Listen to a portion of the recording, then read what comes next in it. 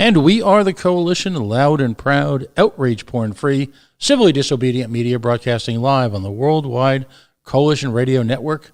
Well, at coalitionradionetwork.com, facebook.com/the Coalition Radio, on the mighty Twitter at Coalition_radio, and the original mothership at coalitionradio.us, where nearly 7 years of interviews, articles, opinionated opinion pieces, everything can be read going back to 2013.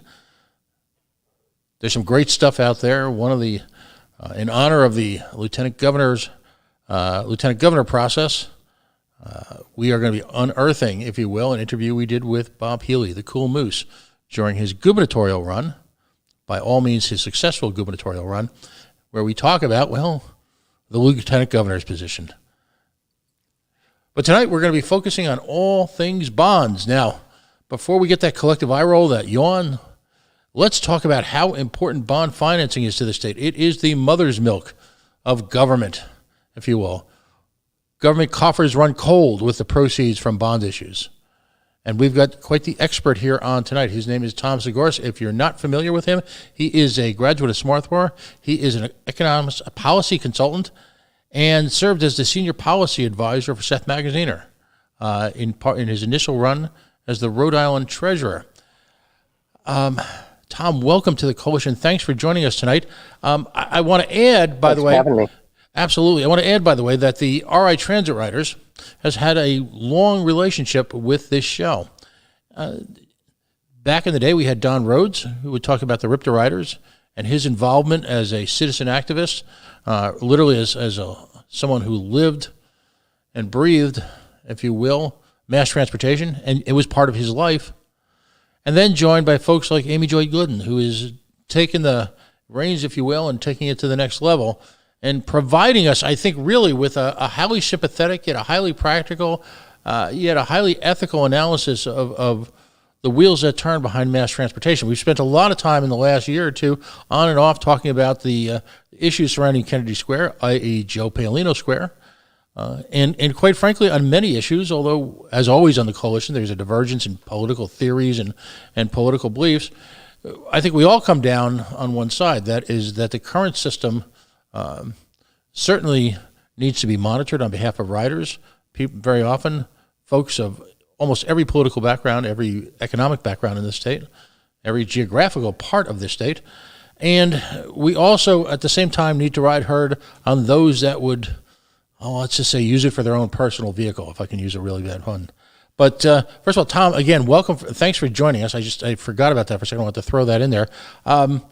Thanks for joining us. Tell us a little bit about yourself, your background, the type of work that you've done for the state, the type of work that you do as a consultant and as an economist. There's not a lot of folks understand what economists do in life, in day-to-day work. Okay.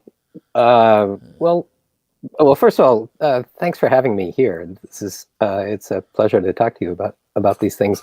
Mm-hmm. I mean, I don't know that I call myself an economist. I do. I'm a public policy researcher. Mm-hmm. I do homework for elected officials and for candidates for office and lobby groups, and a lot of times it winds up being about pretty technical issues. So a lot of times it, economics or statistics and things like that. I'm doing an analysis right now for a water system in Arizona, and another thing about I have some foundation grant money to do an analysis of the accounting rules for pension funds. So it's a pretty mixed bag, but it's all basically doing people's homework. Yeah, and I should say too that I'm a bus rider. I mean, how I come to see these things is through the lens of transit. Mm-hmm. I have a position at Brown. I commute to that by the bus, so I'm on the bus pretty much all the time. Well, before COVID. No, it's in. When I talk about it being the mother's milk, if you will, that bond issues run through the veins of government, understanding how we arrive at the valuations for bond issues, understanding how bond issues are voted on, understanding what the purpose of each individual bond issue is as well as the attendant costs and as well as the attendant impact, and I emphasize intended impact, is a critical part of open government and clarity for all of us, for folks in government as well as for folks voting on them. There's, for some of us, we feel like there's almost too much of a knee-jerk reaction to support everything.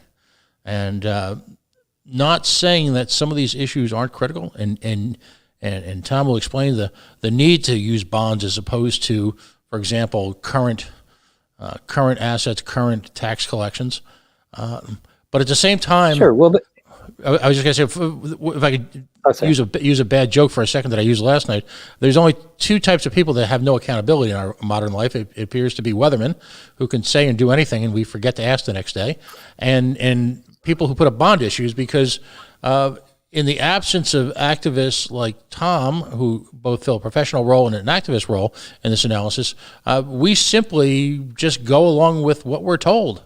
And so I just, again, I want to take a shout out to you and to the RI Transit riders who have taken the time, very often in a voluntary capacity, to provide us with some insight and some needed clarity on this. But so give us some background on this and bonds in general and why they're important. And, then let's dive right into number 4. Well, I mean, bonds are important because, you can't, I mean, the state's income, the state's revenue is a pretty fixed number. It just doesn't go up and down a lot one year to the next. It goes, there's trends that make it go up and there's trends that make it go down. But when there's an expense that needs to be taken on that is a lump, that you really need to spread out over a few years, there isn't really a mechanism to do that except to borrow. So it makes sense to do that for expenses that happen in a lump, right? Mm-hmm. I mean, it doesn't make sense to borrow every year, right? Just the same way that it doesn't make sense to borrow to buy your groceries. That's a way to get behind, a way to rack up much more debt than you can actually handle. Mm-hmm. But it does make sense to take on debt to do something big. Lots of people take on debt in order to buy a house, right? That's a payment that you can't probably make in 1 year, but you can make it if you spread it out over 30 years. And the state is kind of the same way. There's a bunch of expenses that are, bumps and really deserve to be spread out over time. Let's talk about the process, first of all, bond issuance. There are built-in costs to it. Now we're talking about the legal cost as well as the interest cost. And, and you mentioned, of course, that they're for a certain type of project. Why wouldn't you use bonds, or why is it wildly inappropriate unless you're desperate as a state or as a municipality or some type of non-governmental organization to finance ongoing expenses with bonds? Well, I mean, what a bond is you're borrowing, right? So you're borrowing, but that means that there are, you're paying back the cost of the bond with interest. And as you said, there's also some fixed costs. And like when you're getting a mortgage, there are closing costs, and there's paying the attorney, and there's paying the title insurance company and stuff like that. There's corresponding stuff like that for bonds. There's there's a bond counsel that has to be paid. There's somebody has to write the bond documents. There's a registration cost. There's and then the underwriters, the people who are actually selling the bond for you out in the open market. There's a cost to them too. So there's a certain amount of fixed costs that go along with the bond. And so, if you can finance something out of your budget, you probably should. Mm-hmm. But the real risk of borrowing, you're paying a few percent more than the good that you're getting, right? So you want to spend spend $1 million, you're paying 3% interest or 4% interest on that, and so that's going to wind up costing you $1 million plus that 3 or 4% interest. And if you do that kind of thing every year, you'll never catch up. Just the same way that if you run up your credit card bill without ever paying it down, you're never gonna. That is a totally common financial strategy, but it's not one that usually ends well. Right. How important is it to these type of bond issues? And talk a little bit about the technicality of being backed by, if you will, the full faith and credit of the state of Rhode Island, if in fact, that's the case more often than not. Yeah, the bond issues that are coming up are debts of the state. These are debts that are going to be backed by the full faith and credit of the state. And, because of that, they are actually quite secure debts. The state actually gets a pretty low interest rate. I expect they'll be somewhere in the, 2.5% or 3% rate. So, the state is capable of borrowing quite cheaply. But that doesn't mean free, right? Mm-hmm. 2.5% still adds up. And when you're talking about, tens of millions or actually a couple $100 million, that's even at 2.5%, that's still a significant amount of money. Absolutely. If you're just joining us, Tom Sgouros, economist, I keep calling him an economist, but I'll call him a public policy planner expert who served in a variety of capacities, both in the government level and and in a consulting capacity, has joined us. Would you go first? And I appreciate his help on this. We're doing a little bit of Bond 101, if you will, because yep. I often find, this is my comment, not my guess, that the state, they're getting better at explaining these, but quite frankly, most folks need some sort of primer on what this, because it's just not part of their daily existence to consider this. Now, there are multiple types of bonds. There's revenue bonds, there's TIF financing, there's general obligation bonds. Maybe just give us a quick snapshot of what each of those means. These are what we're talking about are general obligation bonds. These are debts of the state. Mm-hmm. Things like you're talking about, the revenue bonds. Revenue bond is like the 38 Studios thing. That was a revenue bond. It was supposedly going to be a revenue bond, except there turned out to be no revenue. That's when the state is borrowing money and it's saying the repayment for this money is going to come from this particular revenue stream. Mm-hmm. And in that case, it was going to be the profits from the video game. And then there gets to this further dispute about, if those profits don't happen, is the state on the hook for it? And, that's where that moral obligation stuff comes in. And then there's all kinds of crazy exotic stuff. TIFs is, as you mentioned, is another one. That's this idea that somehow you can claim that the extra tax revenue that you're going to get by cleaning up a neighborhood or building a new hotel or something like that, that there's going to be extra tax revenue because you've made the city nicer, and so property values are going to go up, and so the more taxes will be collected, and therefore you can call that increment the revenue that is going to repay some bond. And the way Wall Street works is that if there's a revenue stream that they can identify, they'll make a bond for it. They'll say, "Oh, here's the fees that are paid to the dog catcher, and we're going to use the fees paid to the dog catcher to borrow some money to buy better cages or something like that."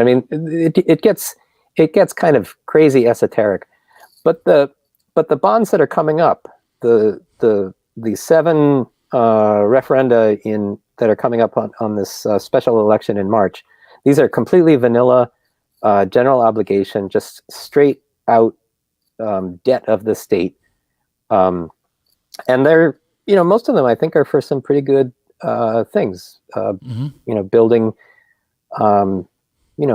adding some nice buildings at RIC and at URI. some open space and clean water projects for through DEM. I mean, affordable housing construction. I mean, these are worthwhile things, and they are things that come in a lump, and so it makes sense to try to amortize them out over a few years. Right. So we come to question 4, which my understanding is about $71-72 million. I know after a while this could be turned into real money, right? Which purportedly, allegedly, supposedly, confidentially, right, is supposed to be for transportation. Now, this is a state that's engaged in all sorts of mechanisms over the last 5 to 10 years to pay for transportation. Euphemistically, of course, that can be anything from the Riptor buses to the latest indignities being performed on Route 6 and 10, and literally everything in between. The invention, if you will, if you're old enough to be a Trekkie and you remember the Tribbles episode, I would liken that the rotaries that are popping up around the state are not unlike Tribbles, and I'll leave that to the younger generation to Google. But it's clear that the mass transportation community, that is organizations like RI Transit Riders, are piqued by this one. And we don't get a lot of controversy about bond issues in this state. They usually just sort of pass through like ships in the night. Tell us about this one and why it's aroused such conversation. Well, the problem with this one, so here's what this one is. It's $71 million that is supposedly going to match another $260 million or something like that of federal money. And with that money together, they'll be able to do some significant projects, things like widening Route 95 and widening Route 295 and widening Route 37 and a bunch of other projects like that.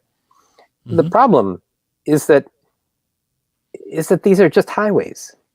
These are widening highways because they have too much traffic on them already. And the problem is that, I mean, there's just a bunch of problems with that. One is that we have learned over the past 70 years, we have learned that widening highways does not actually relieve traffic. Right. I mean, it might relieve traffic for a year, a couple of years, maybe even 3 years, but the traffic comes back.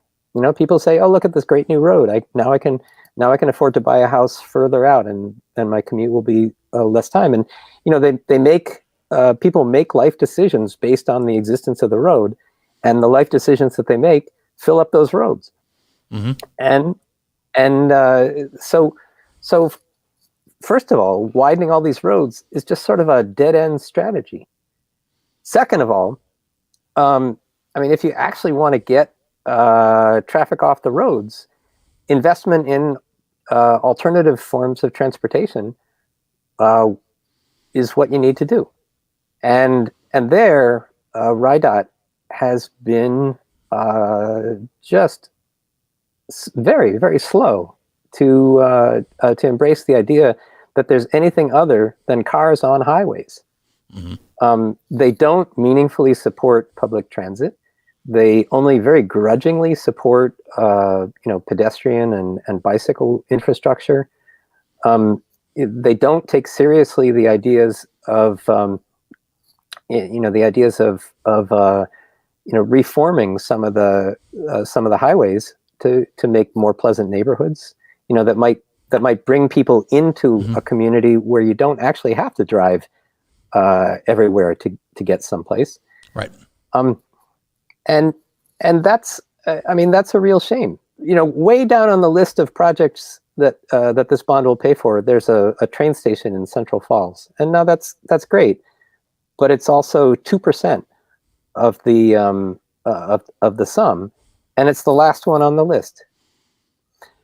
I'd like to contrast this with there's a $16 billion bond that has just been approved in Massachusetts, and something like $6 billion of that is transit, and another another $1 or $2 billion of it is pedestrian and bicycle infrastructure.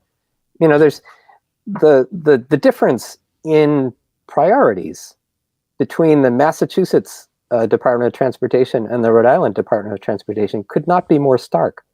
Right. We build highways, period, and everything else is kind of grudging. Right. Interestingly enough, if you look at some of the biggest highway projects in the recent generation, one of them, of course, was the Big Dig, and to a large degree, traffic, pre-corona, if you will, was largely unabated. There were the benefits of green space being created, but I agree completely with you. The analogy I often draw is like a closet. The bigger the closet you have, the more stuff you'll manage to put in there. And I just have to ask you, we've had an historic opportunity over the last 5 to 10 years and part of that is the situation in 610, to a certain degree, I-195, though not as much, but we've had an opportunity to reimagine the entire urban grid, if you will. And for those who might be surprised, because I'm a libertarian, I'm just going to take the road in this analysis that this is how we currently do business. I would love to see some of this taking away from central planning and put more into entrepreneurial hands, but that's a different conversation. If in fact you're going to have this overarching company called RIDOT, why do you think they refuse to take these once? I mean, we're talking about generational opportunities here. For example, 610. Yes.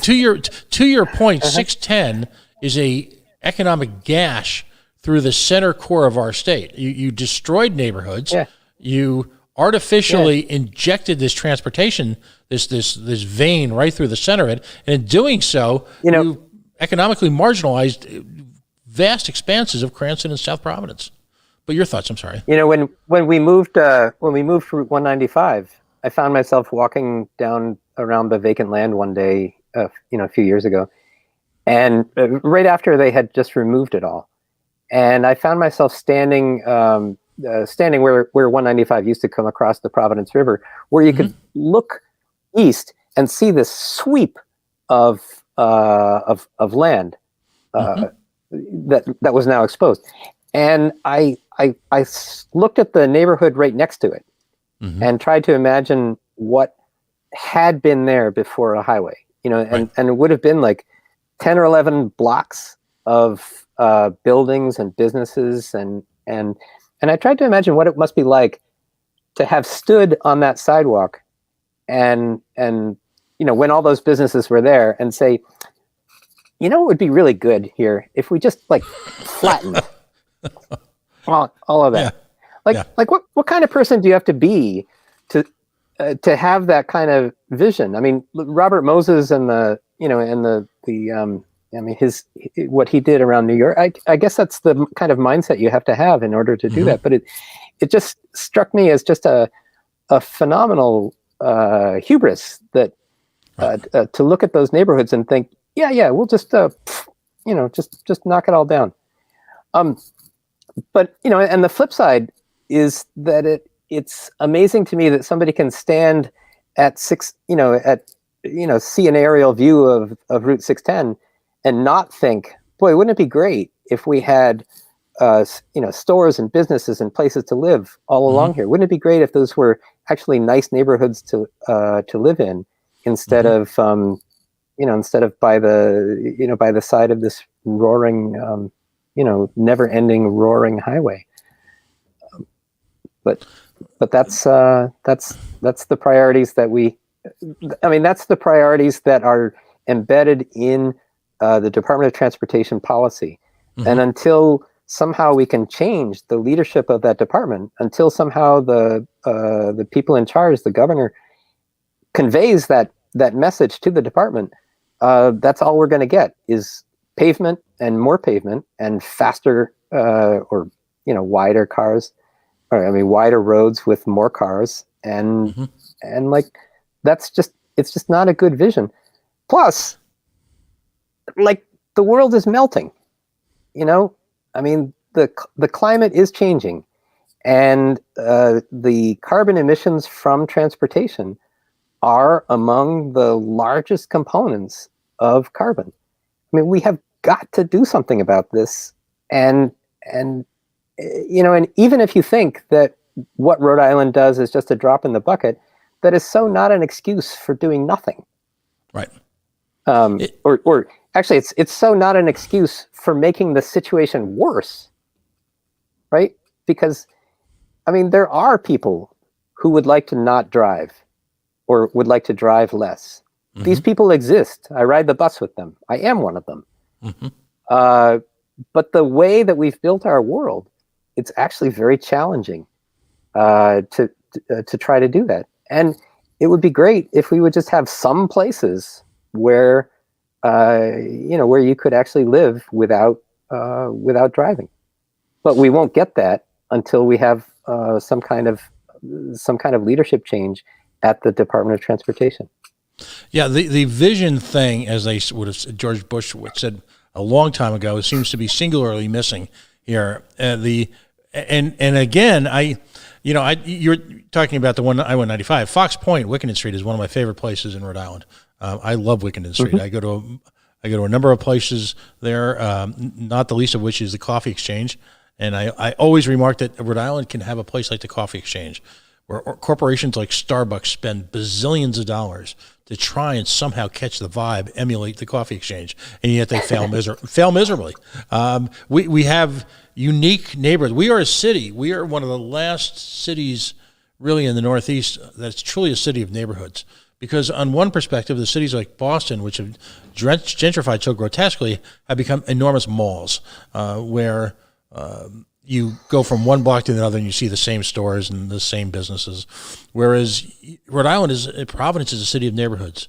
You've got Wayland Square, and you've got Wickenden Street, and you've got Etwells Avenue, and you've got Broadway, and now you've got a resurgence in neighborhoods beyond Broadway into the West End. Yet we continually perform, I'll use the term, and I'd love your reaction to this, I call it economic racism, where we take these massive projects and drop them on marginalized communities who have the least to say about them. And clearly, if you look at 610 and I-95, you took neighborhoods, many of which were minority denominated at the time that they were torn apart. Sometimes the minorities, what Sure. constitutes a minority changes, but these were vibrant neighborhoods with their own economies that were just torn to shreds by these massive asphalt ribbons that just injected themselves into people's lives. Sure.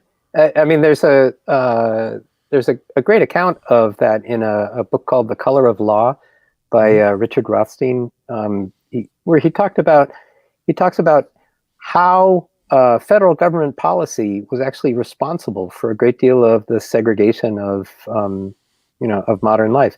And one of the episodes of that was the construction of the interstate highways. In other countries, in Germany, where the Autobahn was the model for the interstate highway system here, in Germany, the highways go to cities, but they don't go through cities. The Autobahn goes up to the edge of a city, and then it kind of peters out into local boulevards, or it goes around the city. Mm-hmm.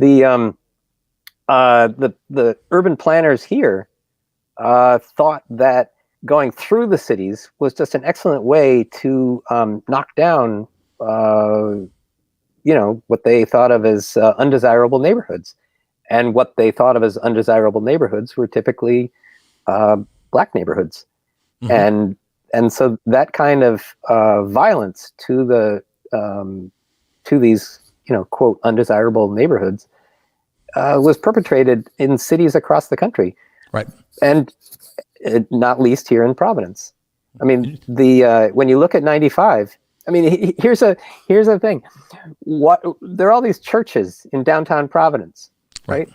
That have no congregation anymore. Well, part of the reason they have no congregation is that the highway went and obliterated the neighborhoods from which they drew their congregation. I mean, part of it is that a lot of congregations moved to Cranston, but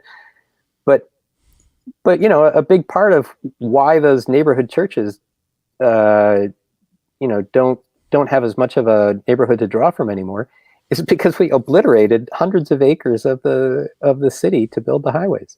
Right. And I mean, that's what happened. Right, and there was a real tragedy there because in many of these minority communities, they were effectively what we would consider the middle class. So there were businesses, restaurants. I mean, the type of neighborhoods that we crave now, especially during Corona, but exist in certain spots around the city pre-Corona. Again, I'll use Wickenden Street as an example. On one street you had restaurants, offices, places of business. An extension of Brown and occasionally Rizzi, mixed in with restaurants and in a street that feels like more of a walking street than most of Providence, if you will, with some level of traffic calming, not enough, but it's clearly an example of what can be accomplished economically with a neighborhood that's self-contained like that. What can be accomplished economically with planning that acknowledges that cities can be nice places to live, planning that acknowledges that people may not want to have to drive everywhere, and that starts to look at a city as as an organic construct that that you don't have to do violence to. But once you acknowledge that, you can look around at the transportation infrastructure that we have, the highways that we have and the trains that we don't have, and start to make policy to mend some of those wounds. And I think it would be, the idea of making the 610 into a boulevard. I thought that was a pretty splendid idea.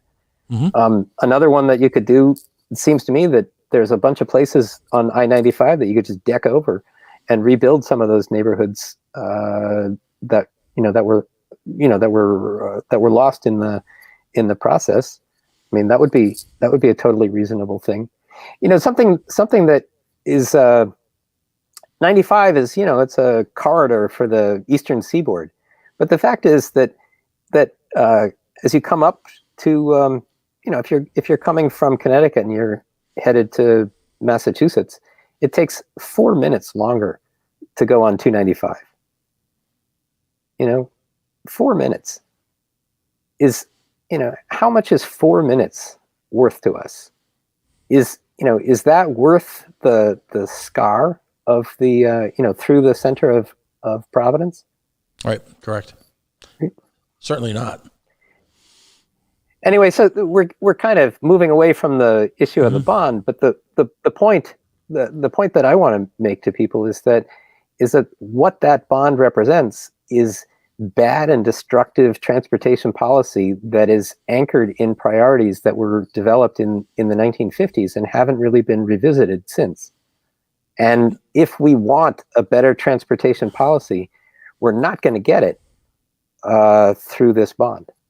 And the only way to send a message to the Department of Transportation that they need to change what they're doing is for people to say, yeah, it is time for a change. And that what you guys are proposing to do with this money is not actually going to be helpful. I mean, it's not going to help anybody get anywhere faster, except maybe for a year or two. It is not going to make climate any better. And what people will come back to and say, yeah, but what about all the jobs, right? And that's the continual refrain, if you will. That and I'm a union supporter, but at a certain point in time, our transportation policy, my opinion, not the opinion of my guests, I don't know, but I don't believe our employment policy should be intrinsically tied into our transportation policy. They're two vastly different forms. Frankly, I wouldn't mind if there were just as many jobs, but I think that you can make those jobs do stuff that is more constructive, and that if the state would get behind projects that were more constructive, that would leave our state, when they were done, if they would leave the state in a better condition than they were before, then I totally would support having that. Having that many jobs.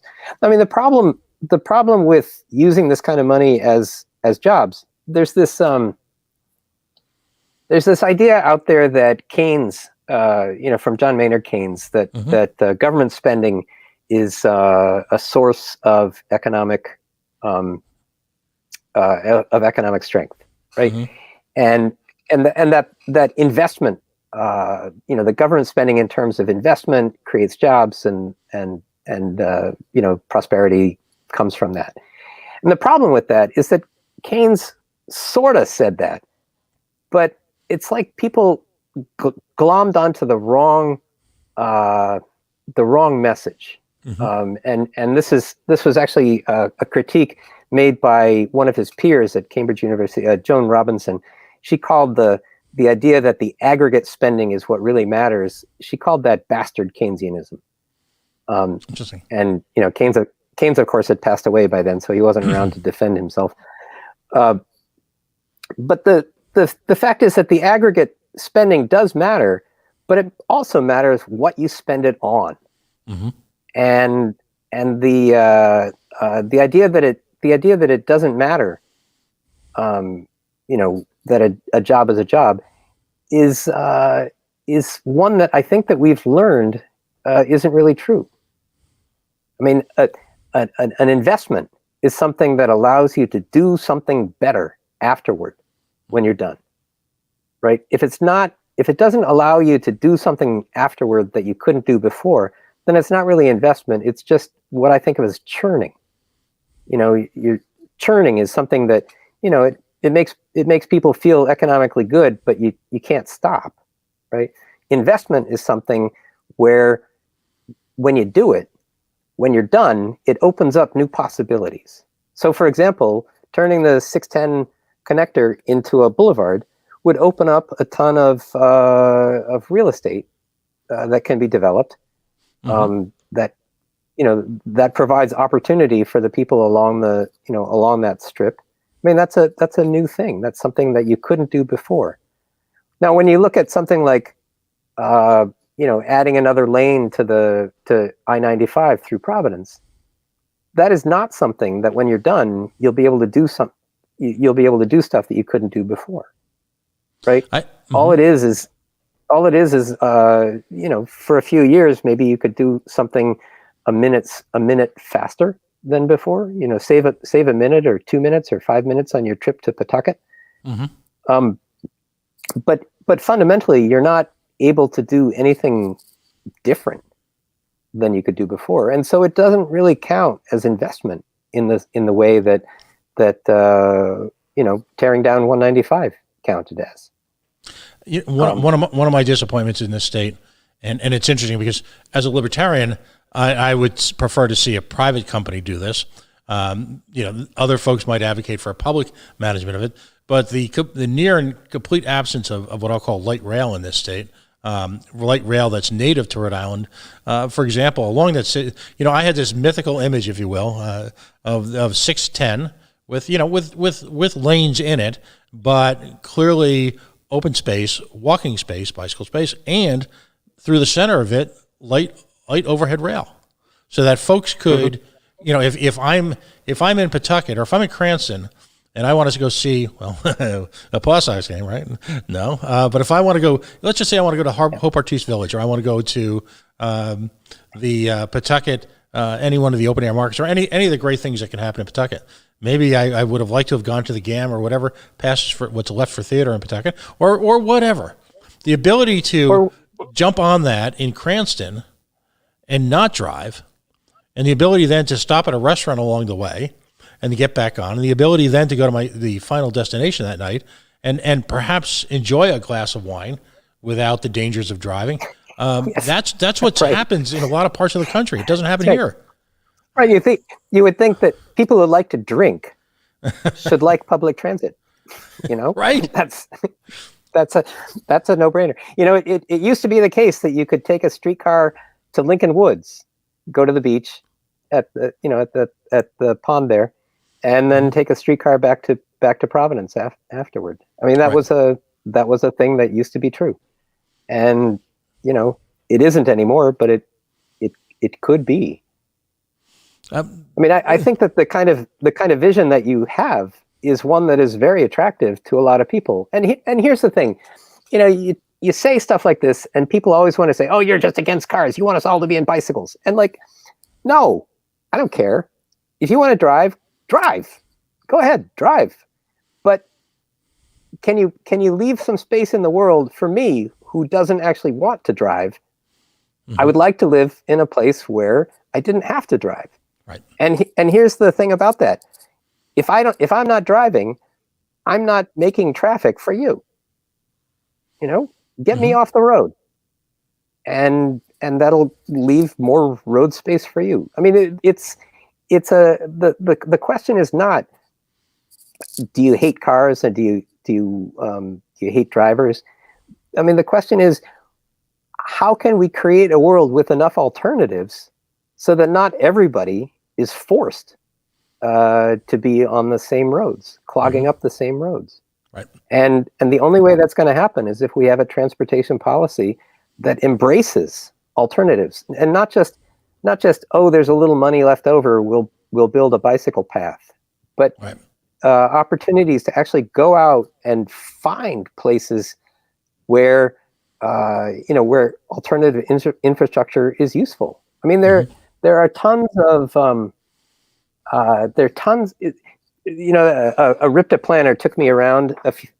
This is 15 years ago. RIPTA planner took me around the state one day, looking for paths of opportunity, places where people walk that nobody expected somebody would walk. And so we found paths, beaten down paths, like along the side of a highway, or inside the guardrail, up over an empty lot, and things like that. Places where people walk, but you can tell that these are not places that were planned because they're beating the path there. There are all kinds of places in the state, up and down Route 2, for example, where a little bit of pedestrian infrastructure would be a huge game changer. Just making it even possible. I mean, the funny thing about Route 2 is sometimes it's not even possible to walk from one store to the next door without getting in your car and going up and around. I mean, there's one of the places where we found this path of opportunity. The path was in between a guardrail and a 15-foot drop but people walk there, and it's kind of scary, but you could tell that there's this path that is beaten down. Wouldn't it be nice if there was actually a sidewalk there? If somebody had actually looked at that and said, well, people might actually want to walk from here to here. And maybe if we allow them the opportunity to walk from here to here, maybe there will be a little less traffic on the road. That's all that we're talking about. The sad part again, and I'll use that refrain a lot tonight, is that we have here in Rhode Island, native to Rhode Island, one of the finest public policy schools on the planet in Brown University. We have the Rhode Island School of Design. We have engineers at URI, all of whom working along with potentially private vendors or public, whatever. I mean, the notion of a design competition that could have taken place really for the center of the state. And ultimately, the winner of said competition doesn't dictate the future appearance, but clearly taking into effect all that expertise, all that in-house, literally world-class, if you will, knowledge and institutional knowledge, to come up with an idea that we could have drawn from. To do. I just, if I sound depressing about it, negative Nelly, I guess, is that 610 is being applauded. We're ripping it apart, and I don't know what we accomplished other than political expediency.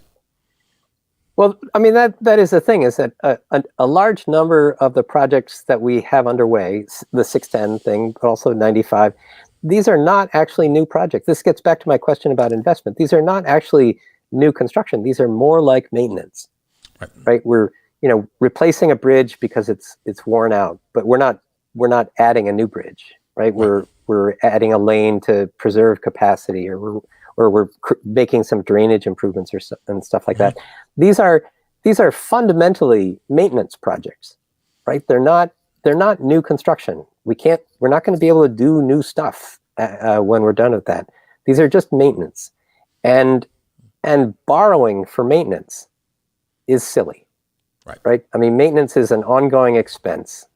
It's not the kind of thing that makes sense to borrow for. You don't borrow to to buy cleaning products for your house, right? I mean, maintenance is a thing that you build into your budget, and that's what we should be doing. Right. But in this case, that's not what we're doing. And so by having these projects that are basically just maintenance, we have given up the opportunity to do what you're saying. To have a vision for what would make a better city, what would make a better state. We're just ignoring that opportunity for the sake of maintenance. And by the way, we're not the only state guilty of this. I used to live in Fairfield County, Connecticut, and when you look at the sheer amount of coastline that is obscured or essentially destroyed or access is limited to because of I-95 and Amtrak, terrible waste of opportunity, both in terms of public access to water lines and or economic activity by said public who these are resources that once we repurpose, if you will, away from public access, it has the opportunity cost. And that's the thing. None of this is ever on paper. It's hard to crystallize this. But the real opportunity cost to states like Rhode Island and Connecticut are enormous and possibly incalculable because we just don't know what we missed. Yeah, I think that's totally true. But it is also true that you do have some states that have noticed that they could have something different. I started to tell you before about the bond that just passed in Massachusetts. The funny thing about that one is that I called the Mass DOT looking for a summary of the bill, and I don't know, they never got around to making one or something like that. So I found myself sorting through the bill trying to figure out like how much is spent on this and that and the other thing, and it is a phenomenal document. It's kind of fun to look through it and see, there's plans for a streetcar in this little city, and there's plans for bicycle paths in that city, and there are plans for new train stations down the coastline, and then toward Worcester, and there are plans for a Green Line extension, and it's a fabulous document that has a lot to do with with a changing vision of what transportation can mean, and what it means to all the different communities that that are written into the bill. And you can tell that some of it is like pork to get this legislator or that legislator in on board with it, but like who cares? It's good projects that are meaningful to the cities that they are in. On the other hand, the other emotion that I had while I was reading this document was like, it could almost make me cry, because I thought, wow, this is vision. I mean, this is really a lovely document that embraces an expansive and optimistic view of the future, and in contrast to what we have here, which is just this sort of backward-looking, let's just rebuild the highways that we have and not try to imagine a better world, and let's continue belching carbon into the atmosphere, and as if it doesn't matter, and everybody else can just go shut up, and that's really a shame. It's a failure of leadership from the top. Here's a painful irony. Providence, Rhode Island, and I grew up in the New York City area, and as in high school and certainly when I was home from college, my jam, as the kids say right now, is now called Soho. I always joke that for about 30 years I never went out below Canal Street or above Houston Street in New York City. And at the time, this is the 70s, 80s, 90s, when, and I saw neighborhoods evolve before my eyes as a young person. Like Greenwich Village turned from a vibrant, hip location, if you will, into a tourist stop. And I saw the same thing, the evolution of neighborhoods. You see when you're around New York City and you pay attention to it, there's this constant just change, constant evolution of all these different communities within New York City. And there are so many, and it's possible if you're a watchful person to see this. Providence, Rhode Island was one of the, I think, first cities in America to understand that, and I'll give credit to none other than Vincent A. Buddy Cianci, because if he didn't think of it himself, smart people around him thought of it and made Buddy think it was his idea. And that was an important part of the Cianci administration. Yeah. But you had the eureka moment when you realized that downtown neighborhoods were no longer going to be a center of commerce per se, that they were, that by and large financial communities, organizations, corporations were going to move out of there, and you were left with this incredible vacuum. And we were amongst the first to understand that if you turned it into a center of entertainment and universities, and you could use universities to, and essentially subsidize, if you will, the creation of these downtown cities as centers of entertainment, restaurants, musicals, nightclubs, whatever, that you could revitalize organically these communities so that there was investment, there was people there late at night, which makes them safer, that a certain element of people, city-type people, would then often retire back to there. If you're retiring, by the way, there's Providence, if it wasn't for some of the other issues, could be an amazing place. There's no better place to retire, quite frankly, as an adult, to a university community, because of just the sheer vibrance of it. So Providence had this sort of head start when it became the Renaissance city. And we recognized that, you take these old buildings and they were no longer dilapidated, they had charm. And you could go to Wickenden Street and you would understand that, these were no longer tenement houses, they were galleries. So the next step to that we never quite accomplished was how to efficiently deliver people to these neighborhoods. So that, again, you didn't have this flood of cars, the resulting cost in maintaining more roads, as my libertarian friends would say. And how do you do that organically? And the way you do that organically is to find elements that will bring people in a manner that doesn't require traffic calming, that doesn't require gasoline stations in the middle, the whole mess that comes with cars. Yeah, I think that's really true. And finding ways to support transit, to make lots of alternatives possible is an important thing. And the city, as you say, the city became aware of its assets and started trying to make the most of them. At every step of the way, the state has impeded or made it harder, has slowed it down or worked against it. I mean, all the state has moved thousands of jobs out of Providence and to Cranston or to Warwick. The state has refused to fund RIPTA in a sustainable way.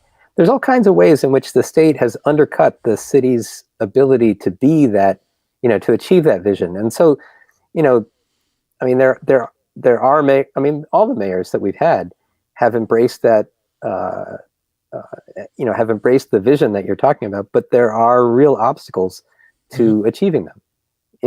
Like there's just so much you can do when Route 95 is plowed right through the city. There's just so much you can do when you try to present a vision for a better looking Olneyville, but no, 610 is what we need to have. When we have a state that acknowledges that the capital city is worth some attention, is worth some policy focus, that would be actually a great step forward.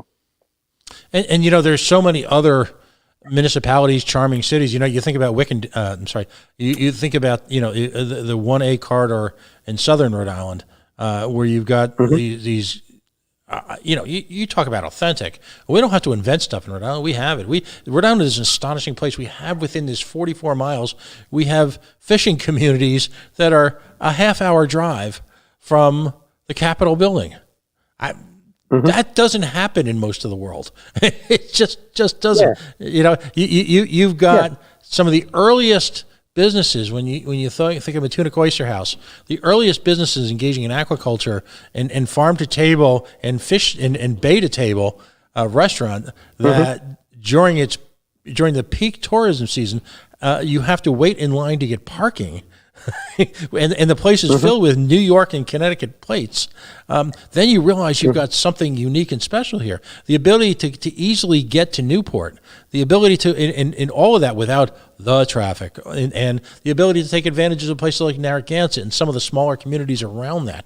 Actually, there's an interesting story there too that is worth talking about for transit. So. Actually, here's a test. How many buses a day do you think go between Providence and Newport? I'm going to guess and say, I think maybe I actually took one once, actually in Middletown. I want to say there's like one or two lines, if. But how many trips? Oh, probably what, 2 or 3, maybe. 60. Really? Yeah, and the service is really good. It goes from early in the morning to late at night. You actually can, if you live between Providence and Newport, you can take the bus to Newport, go see a movie, and go home. Now, it's not true in the West Bay. In the West Bay, the service ends at one of the important lines ends at about 7 o'clock, and the other one goes to about 10 o'clock. Right? You can't.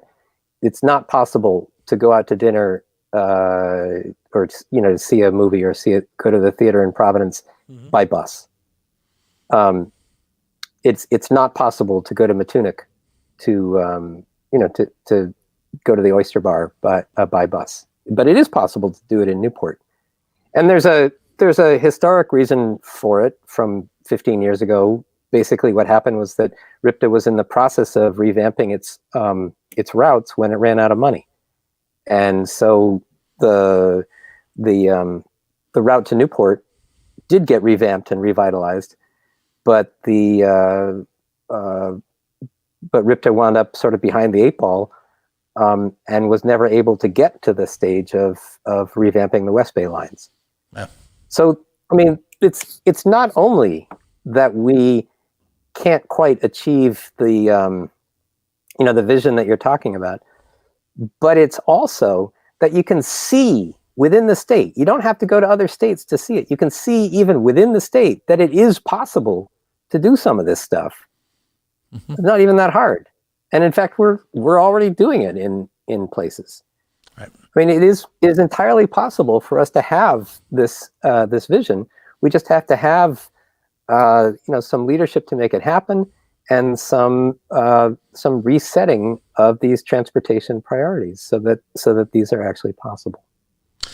We've only got literally a couple minutes left, and first of all, I want to thank you for joining me tonight. I think we need to continue this conversation on an ongoing basis with folks like you and in your group, because it's an important conversation that doesn't appear to be taking place in a lot of places outside of your organization, and all the credit in the world for that. What for the immediate term, we do have an election coming up. So give us 2 or 3 things that the average Rhode Islander can do to, organically and perhaps in a growing coalition, attack this problem, including, of course, how they should vote. I'd start by, I plan to vote yes for all the bonds except for the transportation one. And then how to approach the problem after that. I think the important thing to do is to make legislators and municipal officials understand that these things are priorities. There is the Rhode Island Transit Riders group that can be found on Facebook. And we certainly would appreciate the some attention too, and I think that we're we're trying to get a coalition together to be a more effective voice on these issues. But I think fundamentally the thing you need to do is tell people that these issues are important, and because they're not used to hearing about transit, and I think that's where things have to begin. Excellent.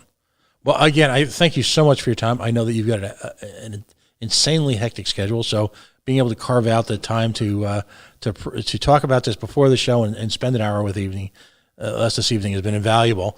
This will become part of the permanent record. We'll have this up on our YouTube and our Facebook page to share, and if folks are just catching it at the end or don't, we get a lot of folks who will watch it after the folks. But I think Mr. Sgouros' perspective needs to be shared amongst the ruling classes, if you will, in this state, so that we can have the conversation at least. So let's begin with the conversation.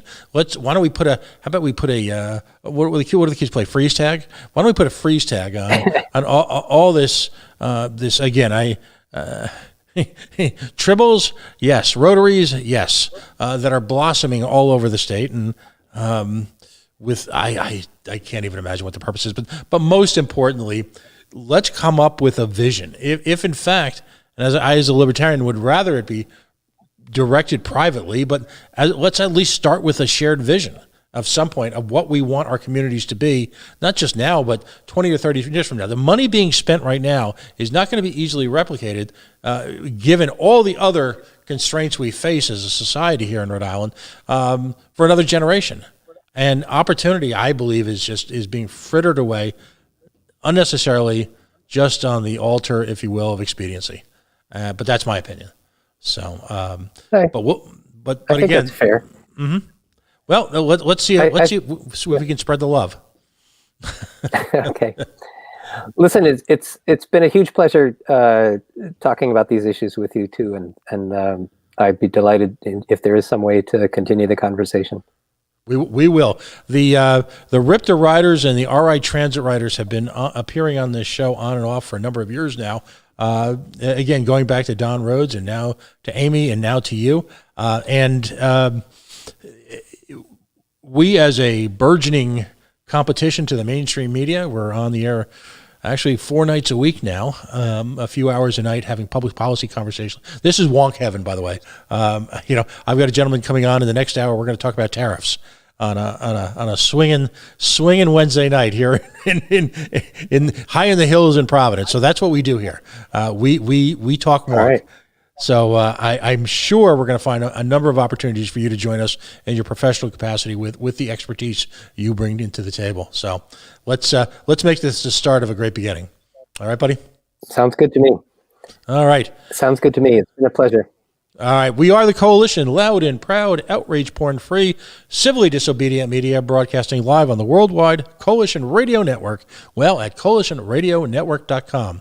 You can watch us and listen to us at facebook.com/the Coalition Radio. Of course, on the mighty, mighty Twitter at Coalition_radio. Our mothership at coalitionradio.us. If you go to our Facebook page, and listen, we're all about mercy likes. If you can like us, share us, join us, all of this will reside in our YouTube channel, which, of course, we will share constantly. Ask any one of a number of group owners here on Facebook, constantly on social media around Rhode Island. Folks, we're going to take a quick break right now. We're going to have our next guest on in just a few minutes. Please stay tuned. We'll be right back.